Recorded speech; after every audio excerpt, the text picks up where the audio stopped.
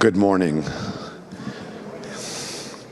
I want to thank all of you for being here. My name is Bruce Purcellay. I'm the chairman of the board of the Edward M. Kennedy Institute for the United States Senate. This important discussion this morning is part of our 10th anniversary for the Institute. We are celebrating Ted Kennedy's vision, which was to create a building and an educational organization designed to promote democracy among young people. Over the past 5 years, this organization has taken a larger vision. We are now the leading and most influential institute educating people as to the importance of bipartisanship. Our partnerships with the Hatch Foundation, the Dole Foundation, and the McCain Foundation are a demonstration of our commitment to bipartisanship. Our board includes 8 former U.S. senators, 4 Republicans and 4 Democrats, and a group of individuals from both sides of the aisle. Never before in recent times has this country been more divided, and is the notion of bipartisanship more important than it is today. Ted Kennedy and Orrin Hatch were our shining light of how Democrats and Republicans, no matter how different they may think, can work together as Americans. Both politicians were prolific legislators together in the best interest of this country. Our special guest tonight, Vice President Pence, has demonstrated a commitment to democracy, a belief in our system of government, and actually put his life at risk for the principles that he believes in.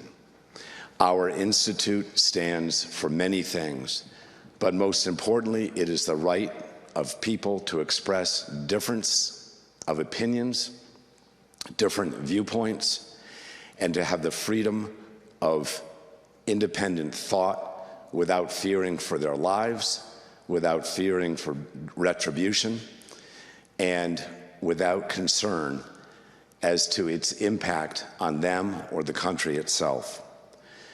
We are proud to have Vice President Pence here. He is a man of deep faith who has given us faith that there are those out there who will do whatever it takes to defend our democracy.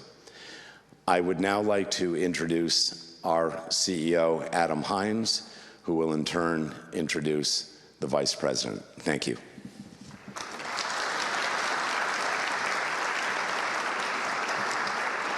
Thank you, Bruce. My name is Adam, the CEO of the Institute, as you just heard, and it is an honor to welcome you all to this exact replica of the United States Senate chamber. And to those of you joining us online, welcome to you as well.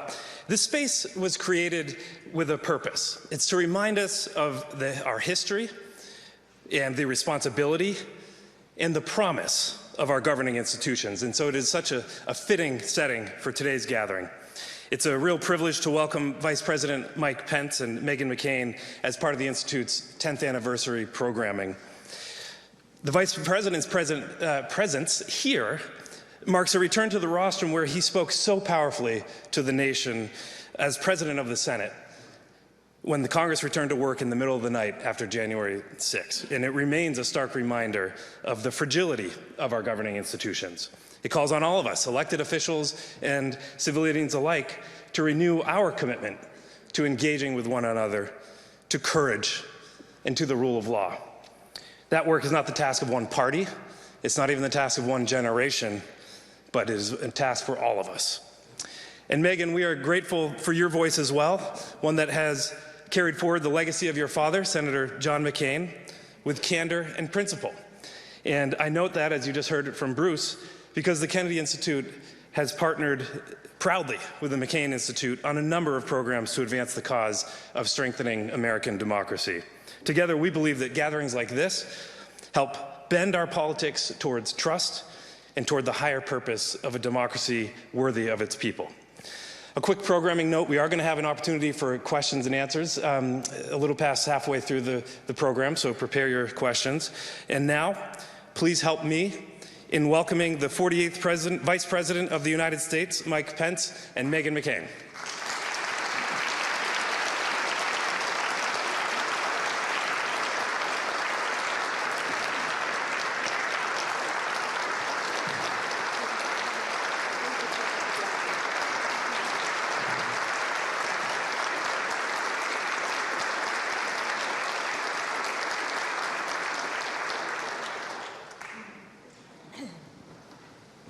Good afternoon.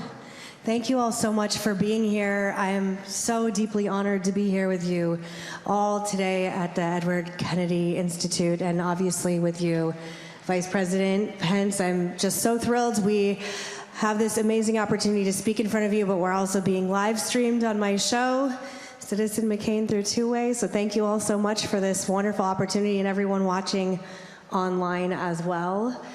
I am so honored to be here but I'm getting some flashbacks because my dad was very good friends with Senator Kennedy, and when I was little and I would go visit my dad in the Senate, Senator Kennedy had these really beautiful Portuguese water dogs, which I'm sure some of you remember, and I would go play with them, I think just to distract me while my dad was doing more serious things. And I just really wanted to start off, do you have any memories of Senator Kennedy, or politically or personally, Vice President?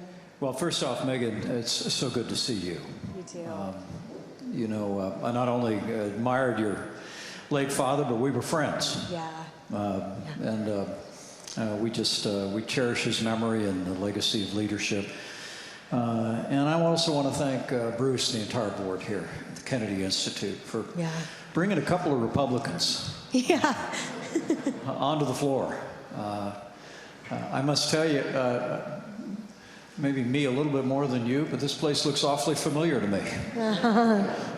I used to sit a little bit higher up, but it's really a joy to be with you. And I must tell you, I do have memories of not only Senator Kennedy, but also of the dogs. It was 20 years ago. I was the chairman of the House Conservative Caucus, and we had come up with a proposal for reforming immigration. It was something Senator Kennedy had worked throughout his life on. And he took an interest in the proposal that we had, which was, I described it as a no amnesty 21st century guest worker program. And we had a thorough conversation in his office that day, with the dogs running in and out. But I appreciated very much, while we didn't work together on that issue, I appreciated his legacy of leadership as much as I appreciated your father's. You know, when I think of days that I was serving as president of the Senate, that day in July when your father returned after his diagnosis, and the remarks that he made on the floor, I think should be required viewing for virtually every American, particularly in these divisive times in which we live, because your dad didn't vote the way I wanted him to that day. The infamous thumbs down. Just in case he's looking on, I haven't forgotten. But his words about challenging the United States Senate to return to the legislative process, to do the people's work, to find principled common cause, I think is a timely word for us today. And so we're grateful to be here at the Institute, but I'm grateful for all those that have gone before, that have, in the chamber of which this bears an uncanny resemblance. It is a place the American people have sent our elected representatives since the Constitution was minted. And in particular, the Senate is where we have always forged a way to form a more perfect union and to do that together. And I'm pleased to be here in that spirit. Yes, in the spirit of bipartisanship and legacy. I know you know I'm friends with your daughter, Charlotte, and I messaged her and I said, I'm interviewing your dad. What should I ask him? And she said, ask him about his journey from being a Democrat to a Republican, and I was like, oh, he was a Democrat. When did that happen? So would you mind sharing? I did not know that about you, and I think it's very interesting. So. Well, thanks a lot, Charlotte. My daughter is a big fan of yours and is an accomplished author, married to a naval aviator. You'd be glad to know, who'll be deploying very soon out to sea. But yeah, she's absolutely right. I started in politics as the Youth Democrat Party coordinator in Bartholomew County in Indiana in 1975. And sometimes I tell my conservative friends, I admit that I voted for Jimmy Carter. And they say very forgivingly, they say, well, everybody voted for Carter in '76. And I say, no, I voted for him in 1980. They're like, get out of here. But it was, candidly, it was listening to the values and the principles of Ronald Reagan once he was in office that I felt drawn to the Republican Party, his commitment to a strong national defense, his commitment to America as the leader of the free world, commitment to free market economics, including free trade, and traditional values that drew me to the Republican Party. And I joined the Reagan Revolution and never looked back. But it's one of the things that animates my life in this season that I'm in, is that it's important to me that the Republican Party still hold to that traditional conservative agenda, that pro-growth agenda, that agenda of American leadership on the world stage, because it's a debate, as you know, Meghan, that's happening within the Republican Party today, whether we're going to stay true to that traditional Reagan conservatism that's defined the party for more than half a century, or, as I like to say, whether the Republican Party will follow the siren song of populism unmoored to conservative principle. And so whatever remains of my public life, I hope to continue to be a voice for those values that drew me to the party to begin with, and I think have always made America strong and prosperous and free. Yeah, and I think we're going to get to that in the wave of populism happening in the country, both on the left and the right. But I would be remiss if I didn't ask you that as of the second we walked out here, the government is officially shut down. According to New York Times Siena poll, 65% of voters say Democrats should not shut the government down if their demands are not met. It's wildly unpopular. What do you make of what's happening, and what do you say to people who are wildly frustrated? And average people can't just say, I'm not coming to work, and so I'm shutting my work down. And, you know, people really, really are very angry. Well, we went through a long government shutdown during our administration when I was serving as vice president. And it was over the issue of border security and border funding. We ultimately resolved the issue separately and reopened the government. But it was on a policy issue, on an issue that was affecting people across the country. It's one of the things I really commend the new Trump administration for, is ending the crisis at our southern border. But I think what's different about this time is that now the argument is not over one party wanting to spend more and another party wanting to cut spending, which were always debates that I welcomed.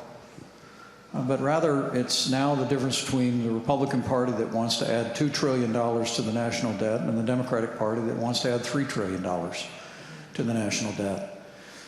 And so for me, it's disappointing to see that people couldn't find a way to move forward, continue to fund vital programs that millions of Americans depend upon. But it's also frustrating that the consensus in Washington, D.C. Seems to be that we're going to do nothing about the national debt. I mean, I got to know Elon Musk when I was vice president. I was chairman of the National Space Council. I'm very proud of the progress that we made working with his company and other companies to put American astronauts back in space on American rockets from American soil. And I commend the efforts of the Department of Government Efficiency. Doge. But the fact that the Doge was only permitted to focus on a small percentage of the federal budget rightly setting aside defense spending, which we need to be doing more of, but to look at the massive welfare state that we have and say that we can't make common sense and compassionate changes, I think is a disappointment. And the fact that there seems to be a consensus in Washington that we will do nothing to set our ship of state back on a path of fiscal responsibility. Again, I think about that speech your dad gave back in 2017. I think if we're going to tackle a nearly $40 trillion national debt, it's actually going to take both parties to do it, to pass the kind of reforms that'll make sure those programs are still there for people that need them, but that are modernized in the 21st century era. And so that to me is the other disappointing aspect of this. How long do you think it'll be closed, or is that too difficult to predict? Say again. How long do you think the government will be shut down? I think that will largely depend upon the Democratic leadership in the House and Senate. The one issue that I think Republicans need to stand firm on is the issue of Obamacare subsidies. The subsidies were increased dramatically in 2021 in the name of the pandemic under the Biden administration. That was meant to be temporary. It's set to lapse down from 400% of the federal poverty level. I think Republicans need to stand firm on that principle, win on that issue. I think if Democrats yield on that point, there's probably a way forward. Sure. I want to switch gears a little bit and talk to you about the horrific assassination of Charlie Kirk and, the climate in the country, how everyone's feeling. It's probably no surprise to anyone, my community of friends that I'm very close to are predominantly in Republican politics and Republican media circles, and for the most part, they're all very angry and very scared. And I just want to read a few data points for you in the audience. In the past 4 years, there's been an attempted assassination of Supreme Court Justice Kavanaugh and other justices in response to the Dobbs decision. We've seen the assassination attempt of President Trump twice, almost successful. Obviously, the assassination of Charlie Kirk. Now we're seeing targeting of ICE agents, ICE facilities, religious schools, and Jewish citizens. The vast number of these attacks have a political motive at Republicans. And people are saying that, and there's a sentiment that the targets are mostly towards Republicans. Do you think this is as a result of the villainizing of conservatives for so long? And you can disagree with me on the premise if you think that the target's happening on the left as well. Well, first let me just say I'm still heartsick about the assassination of Charlie Kirk. Good and decent and honorable young man, strong faith, who literally gave his life championing free and open debate on America's university campuses. Look, violence is always wrong. Political violence must be universally condemned. And I look at the tragedy of Charlie's assassination. I look at the attack on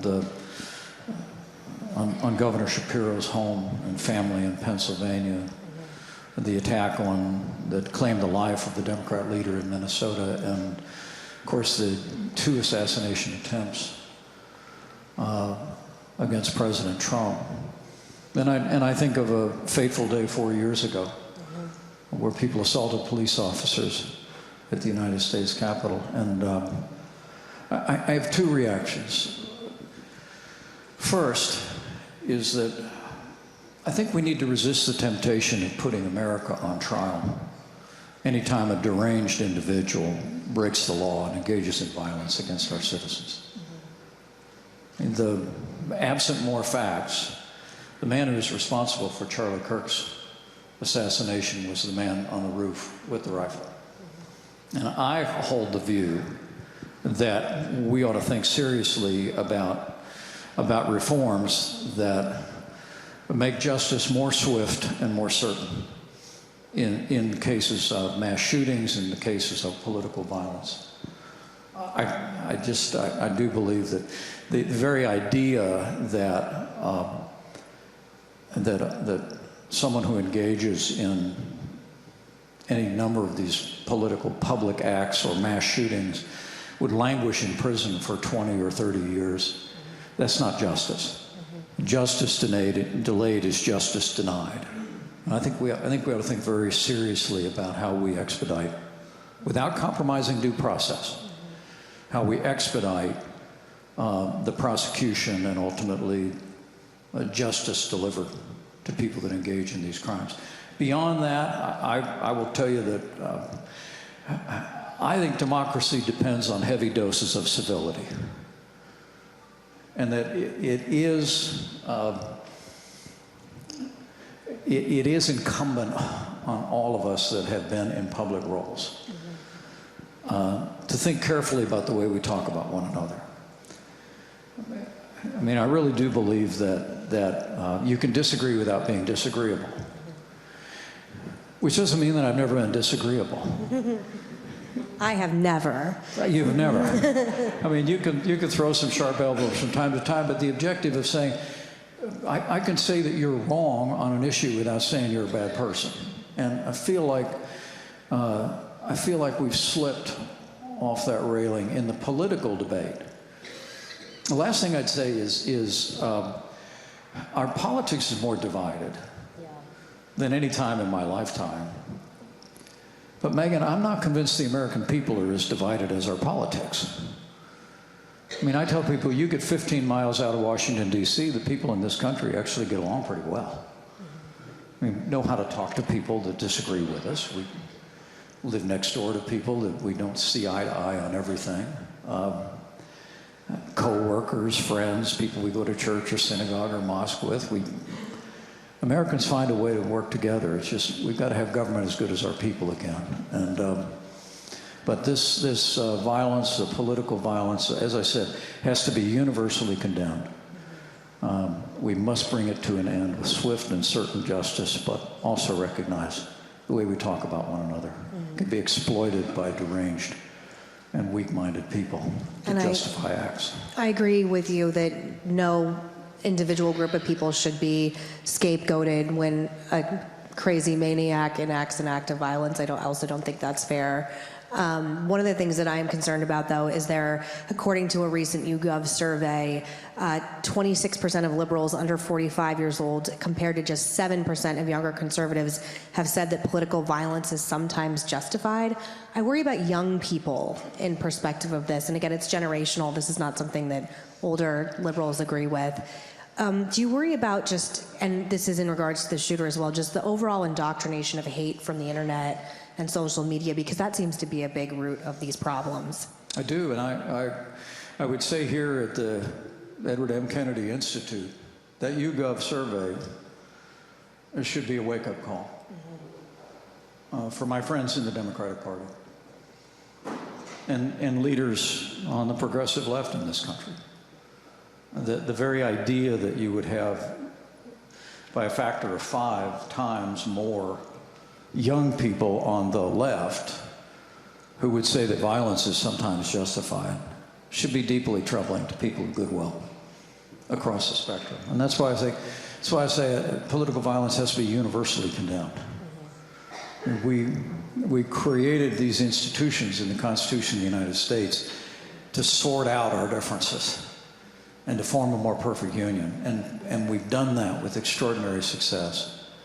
Be 250 years from the Declaration next year, and a few years down the road, it'll be 250 years from the Constitution. And we just have to train up our children, as the good book says, in the way they should go. And the way they should go is, let's solve our differences in the political process, in elections and in debates on floors like this one, and reject any notion that would ever justify violence. Yeah. No, I think any rational person agrees with that, and I think we all implore everyone everywhere to take the temperature down, because this is a very scary time. Anyone who's doing any kind of public events, there's just something in the back of your head that's like, is a crazy person going to show up? And that's on the left and the right, so I agree with you. I want to switch gears a little bit again. The new second term of Trump's administration is pretty different than the first term, and the cabinet has a different makeup. I just wanted to know if you would mind gossiping with me and telling me who you think is doing a great job in the second term, and if you think anyone is doing a weak job. You can plead the fifth if this is too. I don't know if this is too spicy for the Kennedy Institute, but I just wanted to know. Well, first off, I'm very proud of the record of the Trump-Pence administration. I had someone ask me on an airplane the other day who I got the feeling their politics didn't agree with mine. But he said to me, why did you accept that nomination? And I said, because I thought we could help the country. And I think we did. We rebuilt our military. We stood with our allies, stood up to our enemies. We put together a team that was able to pass the largest tax cuts and tax reform in history, unleashed American energy, stood for values, appointed conservatives to our courts to stand on the Constitution. And of course, as a pro-life American, for me, seeing the Supreme Court give the American people a new beginning for life is something I'll cherish the rest of my life. It didn't end the way I wanted it to, but I'm proud of that record. It is different personnel in this Trump administration, although somebody did talk to me the other day. They said, you know, I know everything's different, but if you have any insights about how things are working. And I said, well, a lot of people are different, but nothing's really different. Because the leadership style the president has is that major decisions are made by one person. The President of the United States. And I expect that's still the case. The President's got a team around him that gives him input, but I think the President is still making the same decisions. I will tell you, I've been impressed with the national security team around the President. I do believe that Senator Marco Rubio is a great American leader. I think that the counsel that he's offered to the President and others that gave the President the counsel that led to using U.S. military forces against Iran.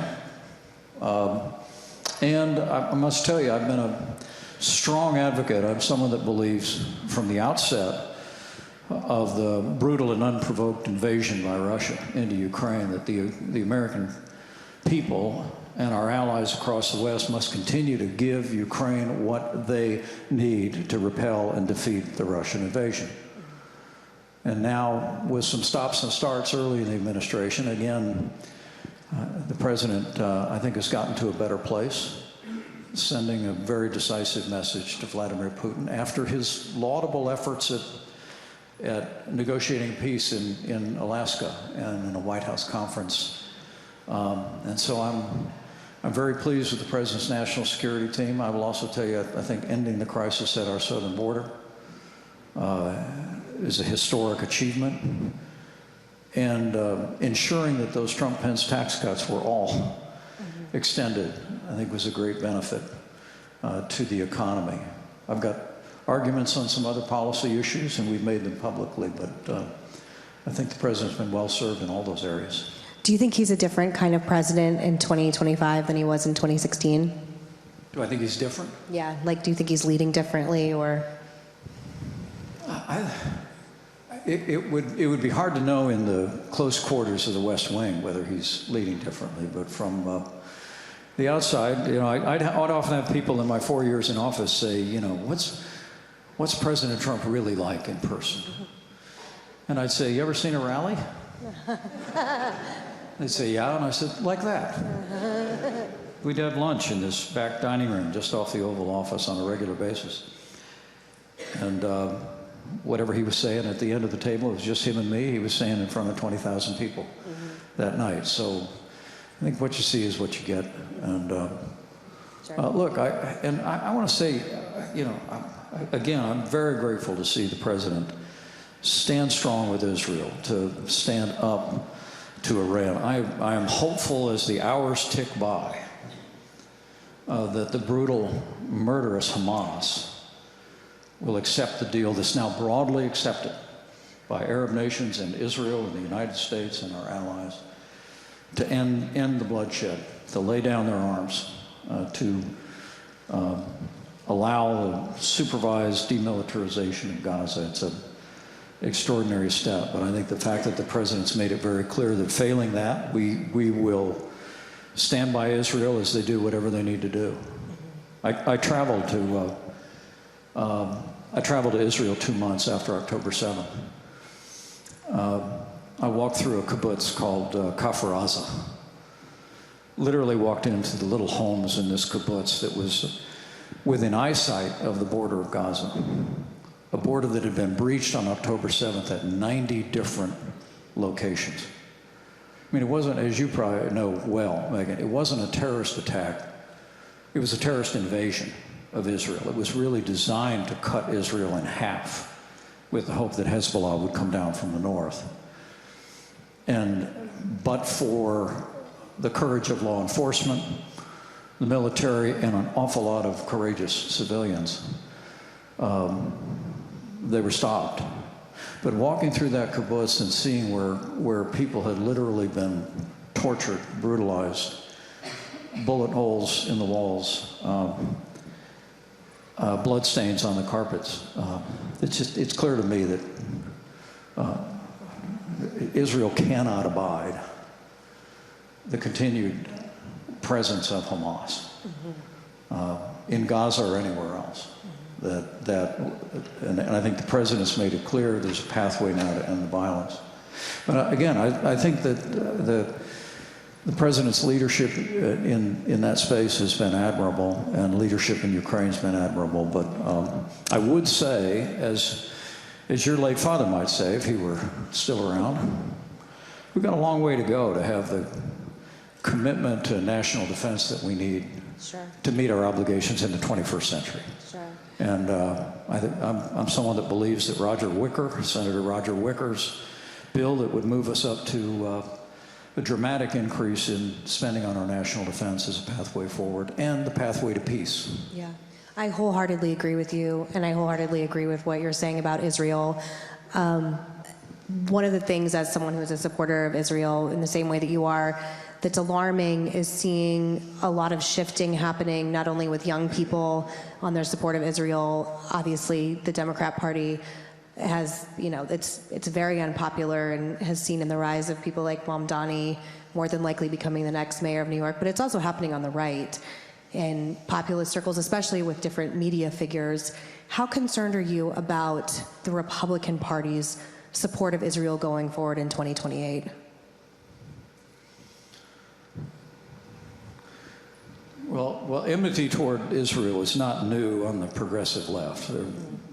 There have been those voices on the margin, despite the fact, let me be clear, the Democratic Party historically has been a bulwark of support for Israel, even before many Republicans in the Congress were there.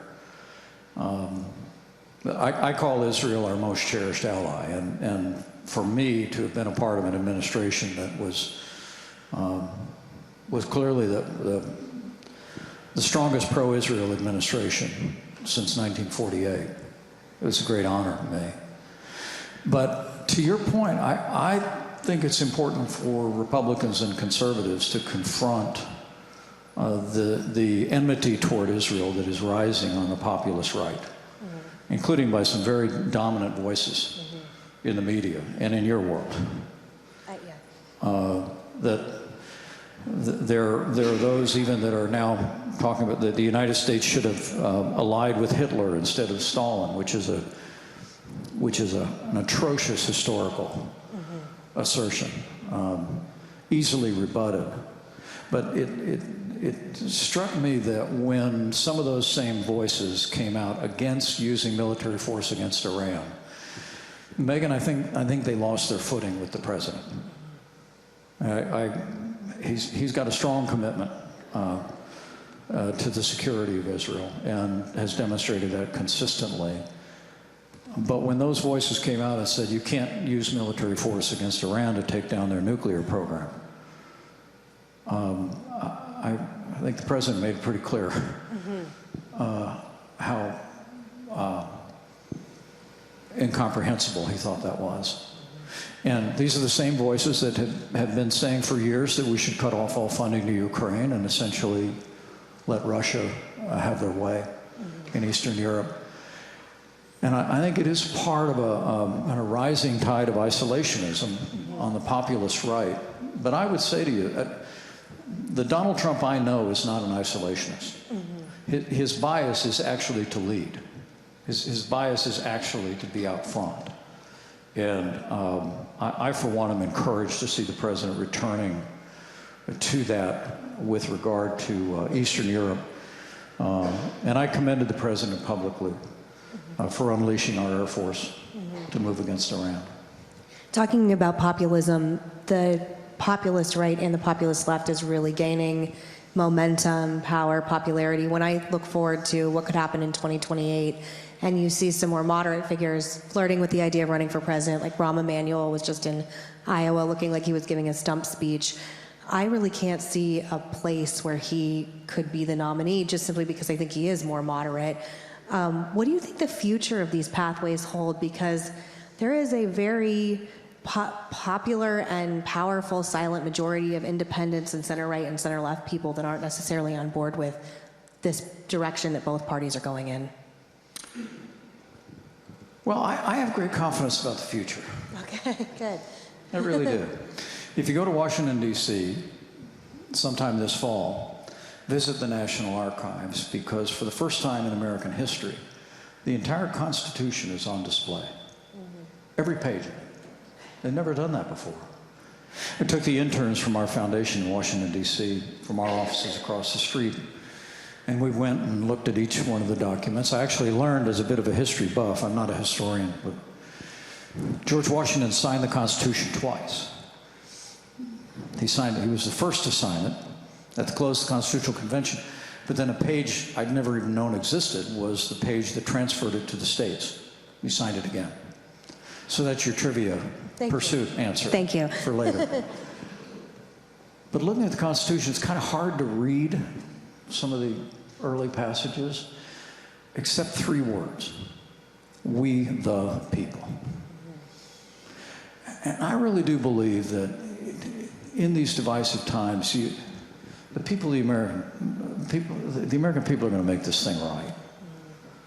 We're going to raise up leadership, I hope, in both political parties, as good as our people, and that this season of divisiveness will give way to the kind of politics that will allow us to take on these intractable, larger issues.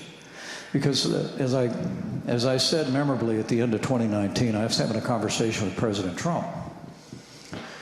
And he said, hey, how do you think things look in the election next year? We were having lunch. And I said, well, look pretty good. And he said, I think we're in good shape. The economy's growing, the world's at peace. I think we're in good shape for the election. And I said to him, well, I agree with you, but I said, you know, sometimes history shows up. And he looked at me and said, what do you mean by that? I said, I don't know what I mean by that. I said, but sometimes shots are fired at Fort Sumter, sometimes an assassin bullet flies and takes down a young president. Sometimes, I mean, history pivots on bigger moments. Smoke rising in Pearl Harbor. Yeah. And he just kind of nodded and said, you're right. Neither one of us knowing that there was a virus spreading in China that was only being reported in limited ways in the world, that essentially would dominate much of the next year as we sought to save American lives. And so when I think about the need to achieve what I think this institute hopes to facilitate, and the kind of politics that you and we're both unapologetic conservatives, but we're not in a bad mood about it, right? I mean, I'm going to make that my Twitter bio. I'm conservative, but I'm not in a bad mood about it. The point is, we need to find a way to work together because history shows up. I don't know if that's going to be in the Straits of Taiwan. I don't know if it's going to be in the Middle East.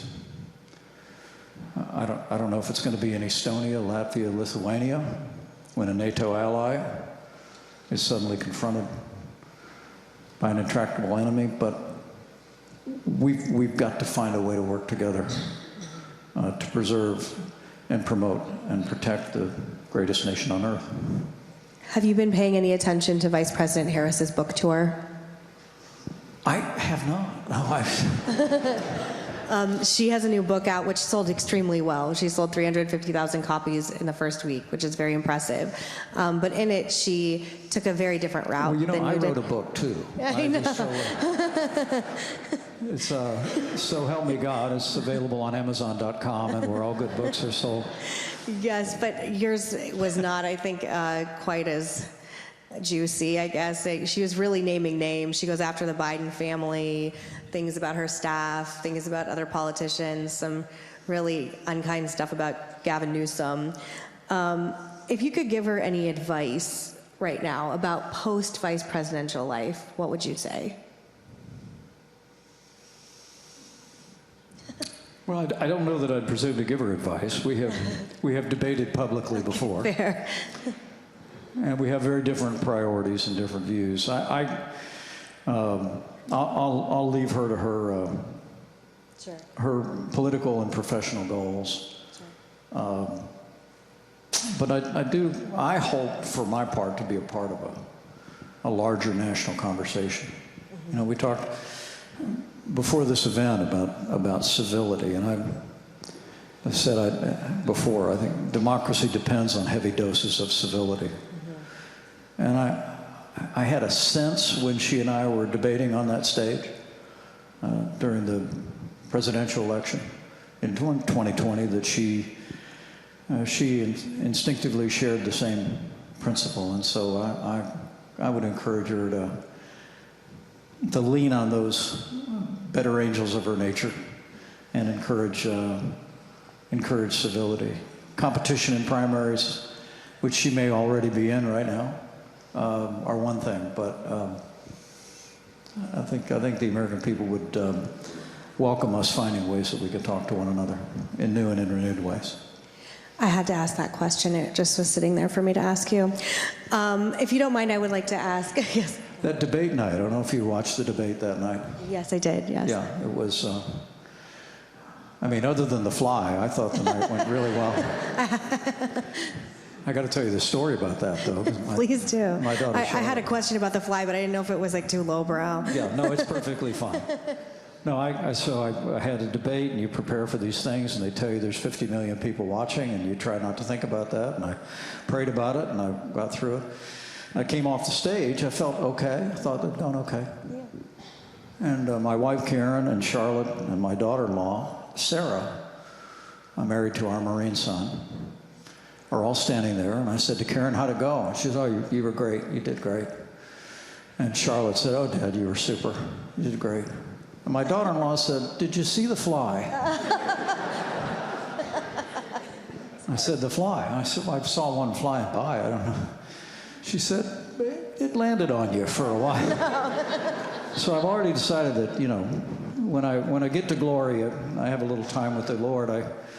There may be a moment where I look at the Lord and say, "Thank you for all the blessings, but the fly, was that absolutely necessary?"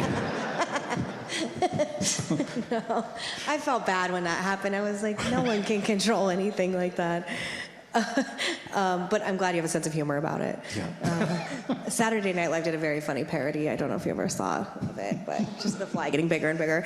Have you ever met Vice President Vance, and what kind of job do you think he's doing? Well, I pray for the vice president, even as I pray for the president, often. And I've not met him before, but you know, I admire anyone that's willing to step into that role. Of course. But a lot of people are surprised to know I hadn't met him. But he was actually something of a critic of our administration during our 4 years. He came around, which is fine. That's politics. It's okay. But he emerged in a race for the Senate after I had been retired.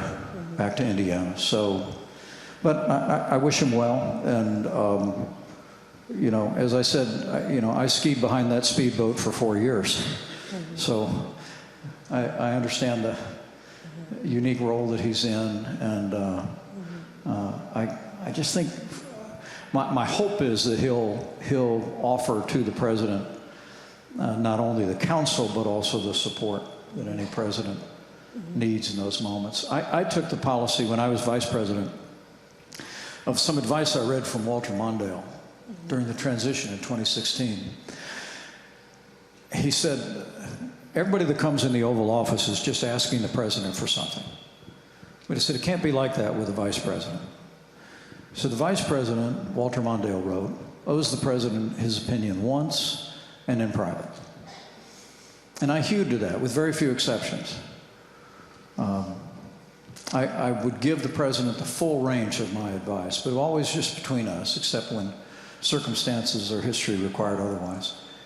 And my hope, my prayer is that the vice president's hewing to that. And also, when the president makes the decision, apart from a moral or constitutional issue, the job of the vice president is to support the decision. And so Thank you. that would be my advice, my hope, my counsel. If you don't mind, I would like to go to one of my audience questions. This is from Lynn. She says, I'm so scared for the country and the direction it's going. Do you have a message of hope for scared Americans? Lynn, I would just tell you, just have faith in God and have faith in the American people. This is an incredible country. When you've had the kind of jobs I've had, as vice president, as a governor, as a congressman, you see the American people sometimes in the worst situations. In Indiana, when I was governor, it was when the tornadoes tore through communities. When I was vice president, it was hurricanes in Texas, wildfires in California. And I would always tell people that when you'd go to the scene of a disaster anywhere in the country, 12 hours after the storm blew through, the only thing you can't find in that area is a parking spot. Because people in this country drop whatever they're doing, load up their minivans and their pickup trucks, and they head to where the crisis hit. And they help people that they've never met before and will never see again. My experience, and I'd say it to Lynn, is that the American people are the most generous, patriotic, gracious, kind, principled, hardworking people the world's ever known. And they'll set things right, I promise you. I have one more from our two-way audience, and then I'm going to do a quick lightning round, and then I'm going to offer it up to the room, because I know all of you have some questions for the vice president as well.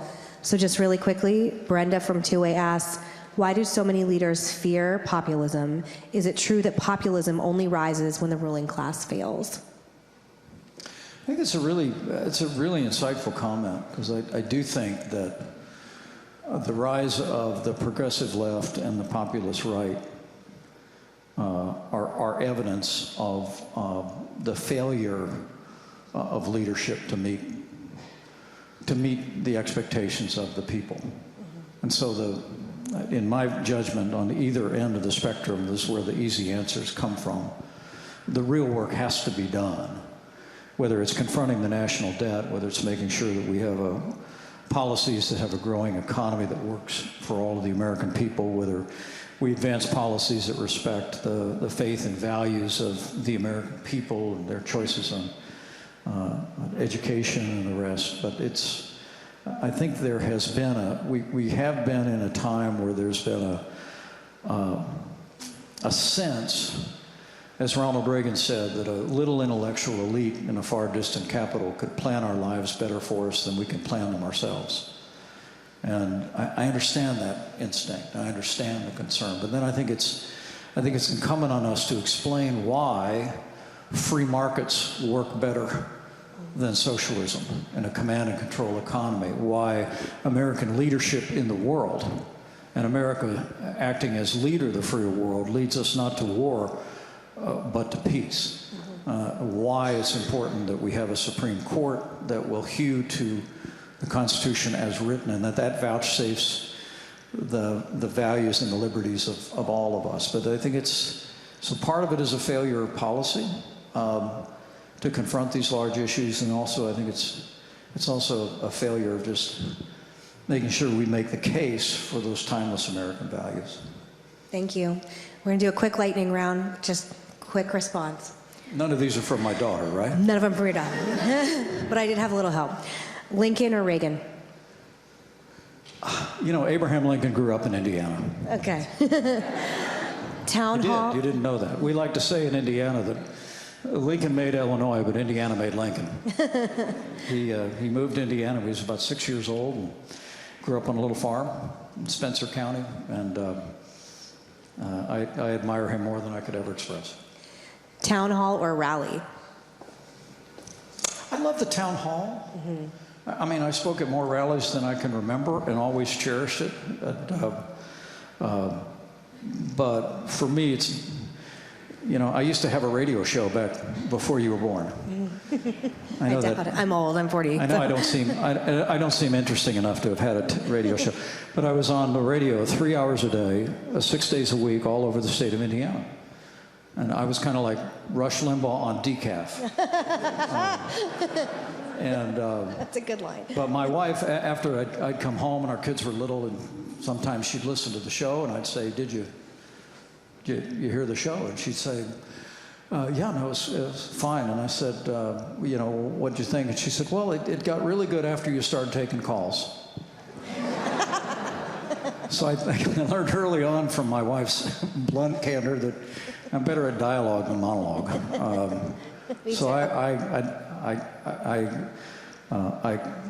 like giving a good speech, but having a chance to be with citizens. I'd have when I was in Congress for 12 years, Meghan, I had a town hall in my district every month. Mm-hmm.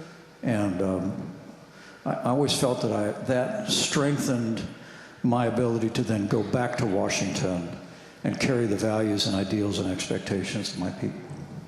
College football or NFL? Indiana University football. Right now. No, you know what? I could never choose between Saturday and Sunday.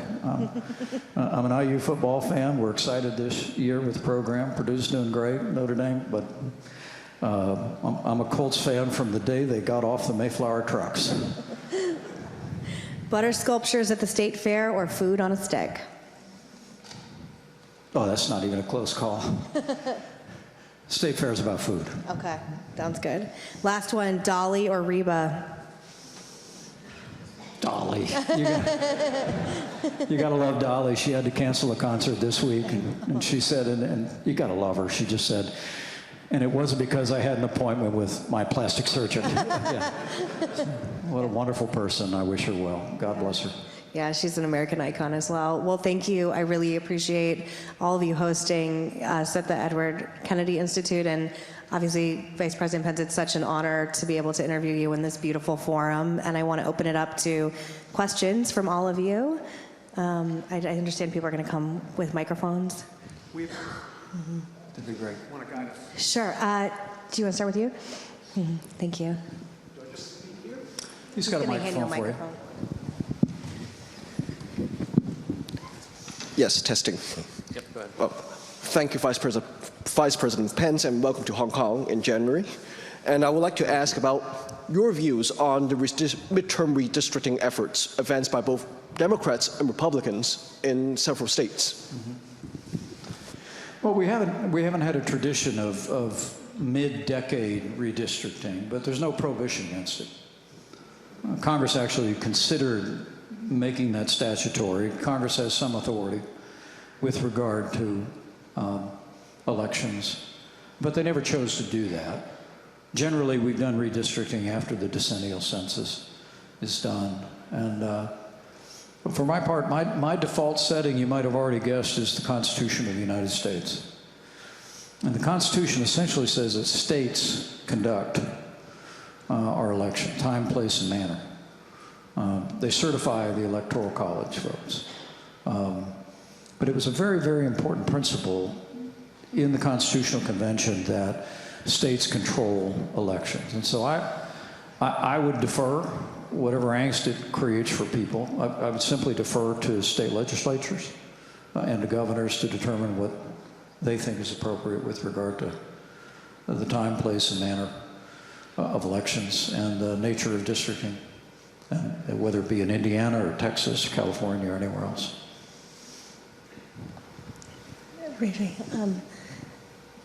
Right here, sir, in the blue shirt. Yeah, thank you. Mm-hmm.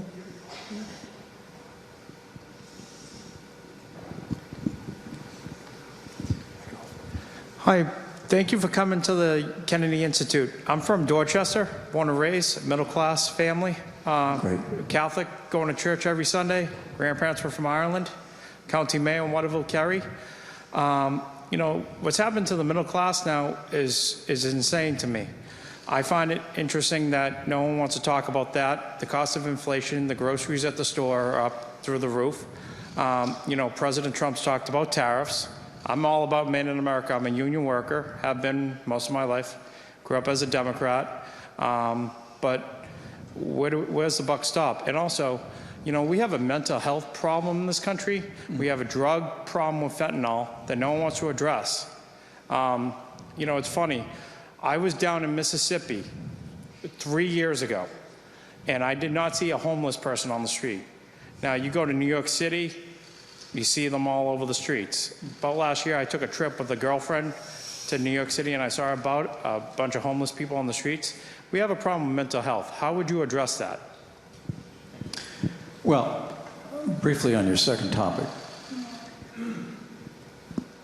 When I was governor of Indiana, in my last year in office, we broke ground on the first mental health hospital that had been built in our state in 30 years. It was sometime in the 1970s that our country walked away from institutional mental health. We just did. There are a lot of theories about it.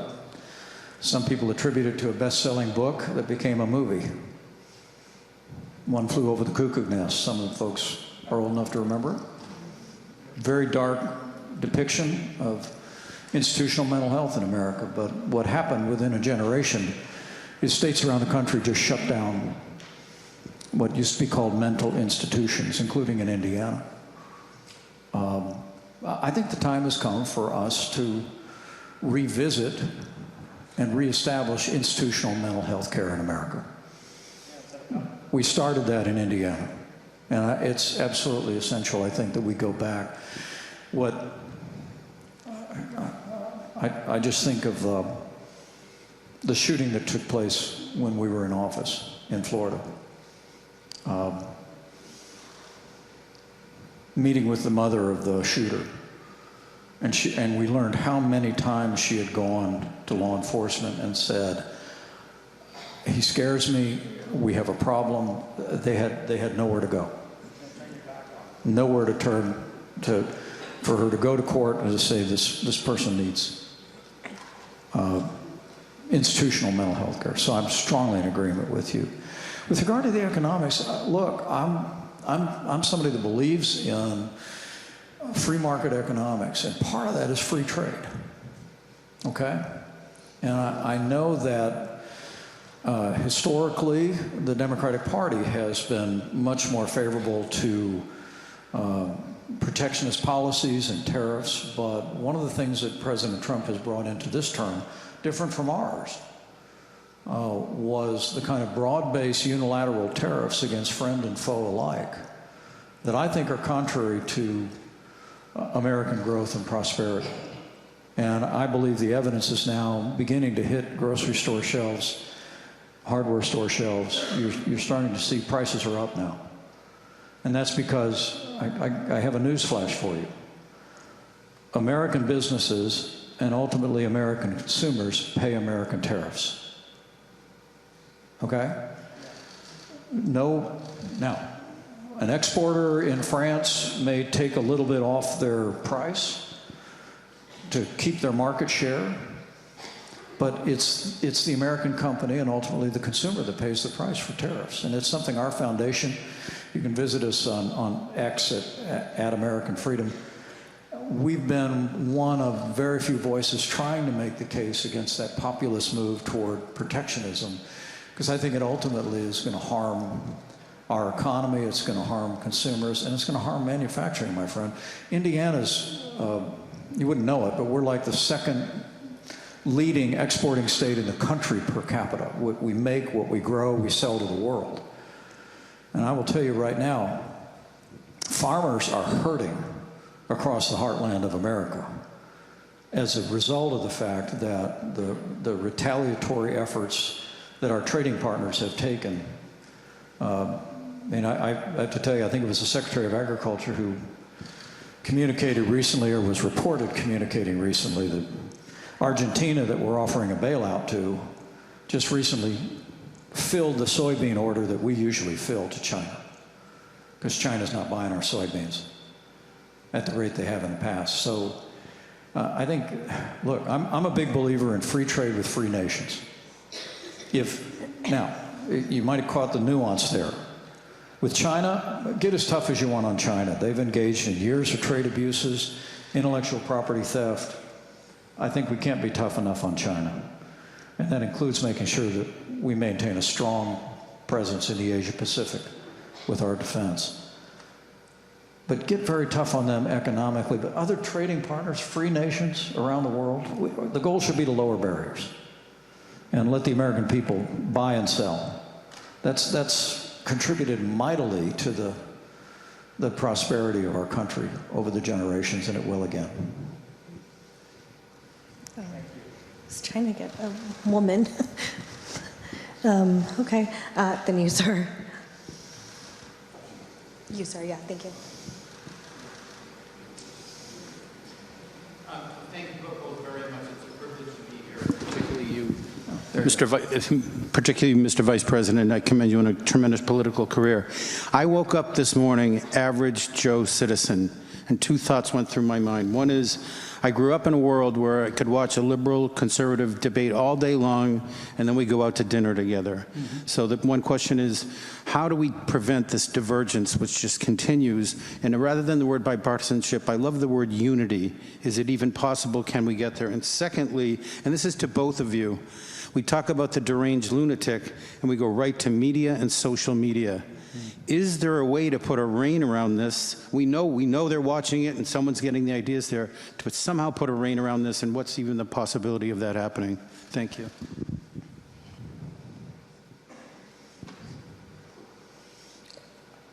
Well, on your first point,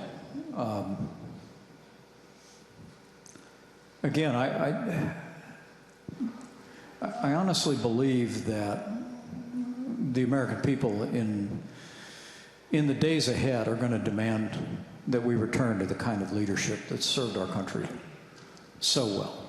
In a chamber that looks a lot like this, almost exactly like this, and at the other end of the street. You know, these entitlements that we have, and Social Security, Medicare, Medicaid, we expanded Medicaid in Indiana, reformed it, introduced health savings accounts. I've always supported making sure the Social Security and Medicare is there. But we've got to bring about reforms in these systems if we're going to spare our country and our children and our grandchildren a mountain range of debt. That there's no other place to go. And people say, well, you could never do that. You could never change the age of eligibility for Social Security. Well, to your point, Ronald Reagan and Tip O'Neill did.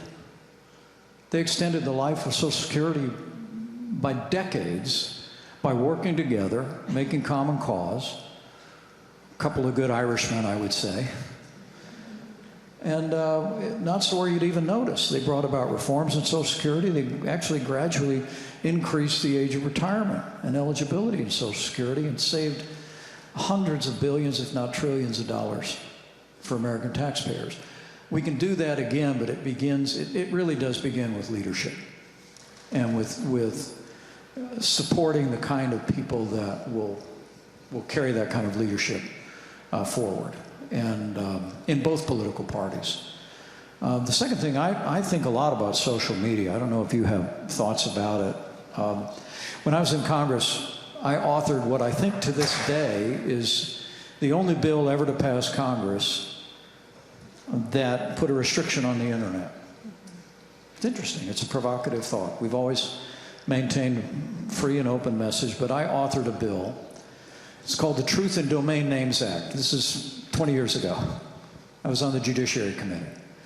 What was going on is you had people that were running adult websites, and this will make you crazy as a mom. They were running adult websites with deceptive domain names, like bobthebuilder.com and dinsyland.com. And so we wrote a bill that simply said you can't engage in fraud on the internet with your domain name. You have to be upfront about what you are. And it actually passed the Congress, and I think resulted in a number of prosecutions of people and organizations that were really harming kids and trapping kids. I think, look, I'm a free speech absolutist, I am. But I get very troubled about what I see oftentimes on the internet that is anonymous. And candidly, I can tell you and speak with some authority, an awful lot to what happens in the debate on social media is coming from outside the borders of the United States. It just is. And we need to wake up to that fact. There are forces around the world, state actors around the world, that make it their business to sow division in countries across the free world. And so the next time you see a long screed of statements on social media, just you might ask yourself, are those really Americans?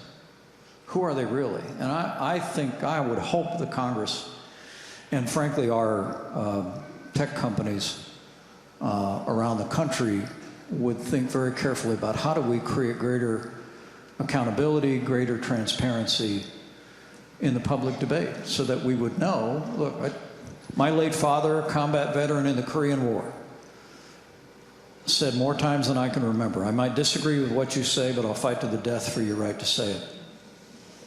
And he nearly did. So any American, their First Amendment rights, we stand by, but I think making sure that people say, if you want to stand up in the public square, be who you are. And if you actually aren't from here and you have other intentions, we need to know that too. I think we have time for one more question. Should we try and get somebody up? Ma'am, right there, the green. Somebody way up high. Hold the microphone. Hi. I just want to politely disagree with a couple of things that were said today. I have to admit that I'm a little disappointed in some of the statements that have been made. And so I'm going to point out three things rather quickly. First of all, you, Vice President Pence, you made a statement about how people who are behind mass killings or assassinations, how there should be quick justice for these people, that there should be due process, but once convicted, that there should be justice, quick justice. And yet, on January 6th, when people were saying, hang Mike Pence, hang Nancy Pelosi, that those insurrectionists were pardoned. And I want to know why the Republicans didn't stand up for justice. That's the first thing. The second thing was on FEMA. No, I'm sorry, that you talked about DOGE, and you talked about how good the American public is. And yet, USAID has been canceled, and FEMA has been minimized. And those are two wonderful programs that the good American people back, and they are being, as I said, dismantled and minimized. And then the third thing that really disturbs me is the comments in the very beginning that giving the impression that Democrats are more willing to tolerate or justify political violence. And yet, Republicans, time after time after time, vote against sensible gun laws. And I don't understand how you can justify these two comments. Why are gun laws, why do Democrats back gun laws, and why will Republicans not stop the slaughtering of American people in our country and vote for gun laws?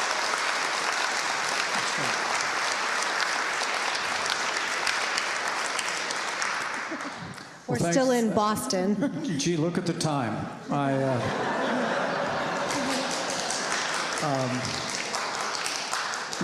Thank you for thoughtful questions, well expressed. Let me take them in reverse order. Second Amendment, I cherish the Second Amendment of the Constitution as much as the First Amendment. It says the federal government, the right to keep and bear arms shall not be infringed. So I hold the view that it is at the core of our constitutional liberties, and I want to address the issue of violence in the ways that we talked about before, but not by eroding the liberties of law-abiding Americans. I think with regard to the cuts in the programs, you and I might not be too far apart. USAID had a lot of excesses, and there were, like any time in Washington, D.C., when you have these massive spending bills, a lot gets tucked into the pages at the end, and there was a lot that could be cleaned up. But when we talk about what's happening to farmers right now across the Midwest, USAID was a big purchaser of American agricultural goods. It's not happening right now. And I'm just telling you, here, sitting here in Boston, farmers are hurting right now. Mm-hmm. And more important than that, the humanitarian work that USAID performed may well suffer. There's hard power. Your late father was one of the greatest champions of hard power in modern American history, and of course paid an extraordinary price in the uniform of the United States. And this country will always honor the memory of John McCain. Thank you. Thank you. Thank you very much. Thank you. But there's also, to your point, there's soft power. Soft power is expressed in the generosity of the American people. And in my time on the International Relations Committee, in my time as Vice President, I saw the impact that the generosity of the American people had. President Bush's PEPFAR program that I supported as a member of Congress literally saved millions of lives in the AIDS pandemic across Africa. And to this day, when you travel in Africa and you speak to people from Africa, it's the first thing that comes up because it speaks to the American people.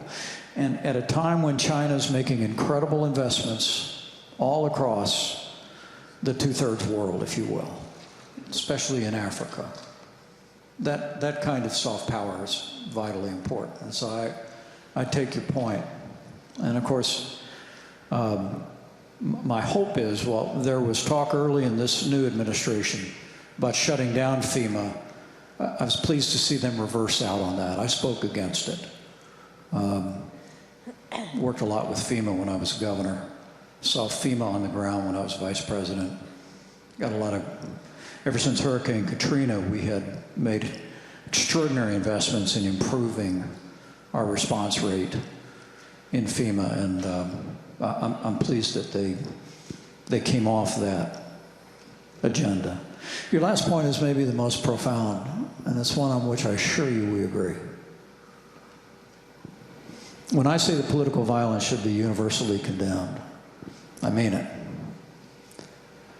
Now, I'll always believe, by God's grace, I did my duty on January the 6th to see to the peaceful transfer of power under the Constitution of the United States. It was one of the moving parts of being in this replica of the U.S. Senate today, because I haven't been back on the floor of the U.S. Senate since that day. And to be here in this similar environment flooded my mind with memories. It was a day of tragedy But I want to say to you, I hope and trust that it will be remembered as a triumph of freedom. Because thanks to the courage of law enforcement, the riot was quelled, and Republican and Democrat members of Congress reconvened in seats just like these the very same day and completed our work to see to the peaceful transfer of power. There was no one person, it was every member of both chambers that came back, stayed at their posts, did their duty. And I believe history will remember it that way. And with regard to the point you make, look, I have no doubt that day that there were people that got caught up in the day, that never engaged in violent vandalism, never assaulted a police officer. And I will tell you, I had no qualms about those people being pardoned. But people that violated the Capitol, who assaulted police officers, should never have been pardoned and shouldn't have served the time they were given in the fullest extent of the law. I said at the time it sent the wrong message. And my hope is as time goes on that'll people will come to see it. We cannot look. We've got some very distinguished retired law enforcement officers who I know are here in plain clothes, and we've got people wearing uniform looking after all of us today. And the debt we owe men and women in uniform, we can never fully repay. These are people that, whether it's your late father, other members of your family, my son, my unworthy son-in-law, people that put on a uniform every day basically say, as the good book says, that they're counting our lives more important than their own. And that's why we can never tolerate, we should never excuse, and I will never diminish the heroism of law enforcement that day. And I think that's a message that we need to be clear about, and I promise you I always will. Well, I think that's it. Is it good on time? Okay, thank you so much, Mr. Vice President. Really such an honor. Thank you. And thank you all so much for having us. It's been such a pleasure. Thank you. Really. Thank you so much, really.